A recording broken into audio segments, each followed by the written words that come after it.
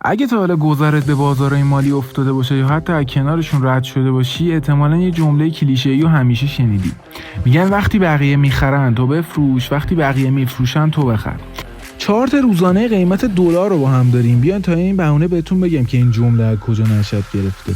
تئوری‌های قدیمی تحلیل تکنیکال مثل داتئوری و وایکوف به این معتقد بودن که وقتی قیمت یک ریزش شارپ داره و بعدش قیمت توی یک تعادل یا رنج قرار میگیره، اون ناحیه اسمش اکومولیشن زونه. اکومولیشن زون یعنی ناحیه جمع‌آوری، جاییه که سرمایه‌گذاران فعال و آگاه بازار آروم آروم خرید میکنن تا قیمت رو بالا نبرن.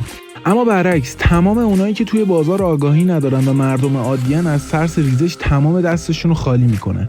اگه به چارت دلار نگاه کنید، دقیقاً همین اتفاق توی چارت دلار افتاده. توی تایم فریم روزانه بعد از یک ریزش و اصلاح به تازگی توی یک باکس اکومولیشن قرار گرفته که شما میتونستید توی این باکس خرید کنید. البته اینو بهتون بگم، دلار به قیمت تومان خیلی تحت تاثیر تحلیل تکنیکال ممکنه حرکت نکنه، چون به خاطر تحریم‌ها و شرایط‌های اقتصادی ایران قیمت دلار و حرکاتش تحت تاثیر اقتصادهای کلان و فاندامنتال بیشتر تا تکنیکال. اگه دوست داری بیشتر از این مطالب بهت یاد بدم، حتما منو سابسکرایب کن.